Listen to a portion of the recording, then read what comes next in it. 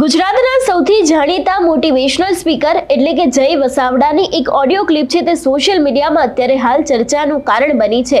ખાસ કરીને અત્યારે હાલ લોકો છે ત્યાં ઓડિયો ક્લિપની ઉપર પોતાની ટિપ્પણી પણ આપી રહ્યા છે, કારણ કે આ ઓડિયો ક્લિપની અંદર વડાપ્રધાન નરેન્દ્ર મોદી અને ગૃહમંત્રી અમિત શાહ ઉપર પણ ક્યાંક પ્રતિક્રિયા આપવામાં આવી છે। જો કે આ ઓડિયો ક્લિપ છે તેની પુષ્ટિ નિર્ભય ન્યૂઝ કરતું નથી। સૌથી પહેલા તો ઓડિયો ક્લિપ ઉપર નજર કરીએ।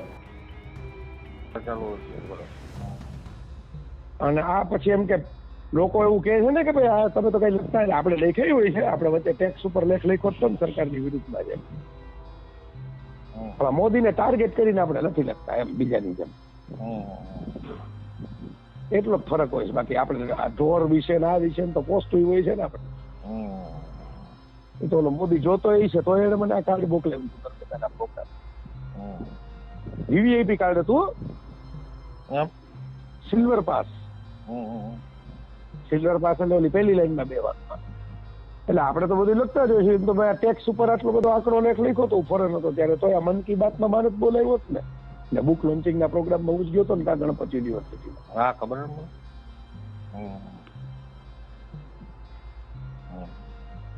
એટલે આપણે કઈ આલોચના કરીએ એમાં કઈ મોદી પર ઓલો એમ કે ખબર નહીં, પણ આપણને કઈ નથી ઓલો લેતો એમ, આપણી આલોચના સાંભળી લેતો હોય છે એમ। નહીતર આપણે તો હિન્દુત્વના મુદ્દે કેટલું બધું લખ્યું છે આકરું આપણું, તો મોદી તો હિન્દુત્વવાદી છે જ નહીં ને, ઓલો તોગડીઓ તો એમ જ છે જ ને, ખાતા નાટક ના હિન્દુત્વવાદી નથી।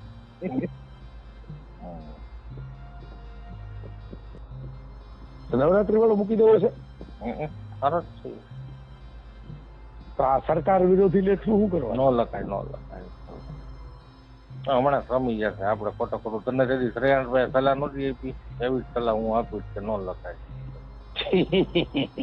હા એમાં તો આપણે અમિત શાહ ની કુંડલી કાઢી લીધી હતી લેખની અંદર, તો શ્રેયાંશભાઈ સાહેબ જ નહીં। અત્યારે અમિત શાહ ક્યાંય પહોંચી ગયો, આપણે સાહેબ હોય તો ખોટા ખોટા લોકો કઈ યાદ રાખતા નથી એવું।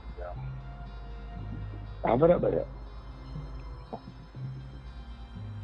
નહીં, આપણો મુદ્દો એમ છે કે આપણે એમ તો હિન્દુત્વના નાના એવા 5-6 મુદ્દે કે આ ઢોર બોક ને એના મુદ્દે ટીકા કરીએ છીએ, તો એ તો વર્ષોથી કરીએ છીએ, તો મોદીને તો ફરક નથી જ પડ્યો ને, બીજા કોઈને ફરક ન પડે એમ હોય નહીં। હમણાં રમી જશે બધું, હમણાં એકાદું ઓલો કઈક જોરદાર એકાદું કઈક બોમ્બ ધડાકો કરી દેશે, એ તો કાઢશે કઈક છેલ્લે હિન્દુ મુસ્લિમ વાળું ને આ દાઉદ વાળું કેવું કઈક કાઢશે, જોજો ને તમે। હા એને તો એ આવડત છે ને કેમ કાઢવું, એ બધું ઠરી જશે પડે ને। અને ઓલી એને ઈ મુદ્દો કીધો તો ઈ આમાં લાગુ પડે છે કે ભાઈ તમે કોઈ યોગ્ય માણસને પસંદગી જ ન કરો કોઈ, ગજેન્દ્ર ચૌહાણ પહેલા જ નીલાનીઓ ટાઈપના બધી જગ્યાએ બેહાડી ગયો એમ। હા બરાબર, તો પછી આ જે યુવા વર્ગનો ટેકો હતો યુવા વર્ગ જ નારાજ છે અત્યારે, એવું છે।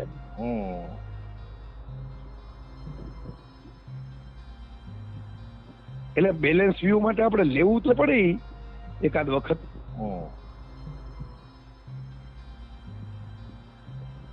આપણે તો ટ્રીક કરી નોટબંધી નું ઓલું લખી જ નાખ્યું હતું, ખબર છે ને?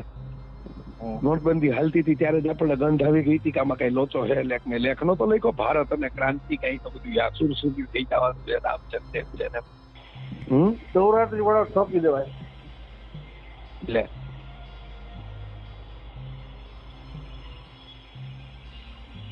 એમ બસ શ્રેયાંશભાઈ કીધું તું મને યાદ પડે, આપણે બકાલું ફોન આવ્યો તો મને યાદ છે, આપણે જુબેલીએ બકાલું લેતા હતા ને ફોન આવ્યો તો યાદ છે મને, બોલો ત્યાં અમિત શાહ વાળો ઠોક્યો હતો ત્યારે। ત્યારે તો ઓલો જેલમાં જવાનો હતો ને, એટલે આપણે કચકચાઈ જ લખ્યું હતું એક મહિનો લડુ પ્રપંચ તંત્ર, મને હજી યાદ છે લેખનું ટાઇટલ એમ આપ્યું હતું પ્રપંચ તંત્ર એમ કરીને।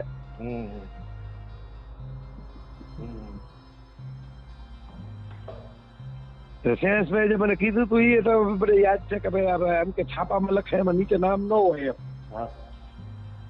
એમ, તમે ક્યાં લખવા નીકળ્યા એમ। હા બરોબર,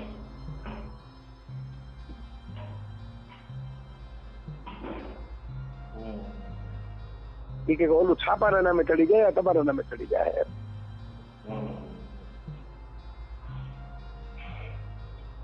એટલે લખવો તો પડે, પણ તો પછી હમણાં લખવો છે પછી લખવો છે એમ થોડોક ડાઉન કરી લખા.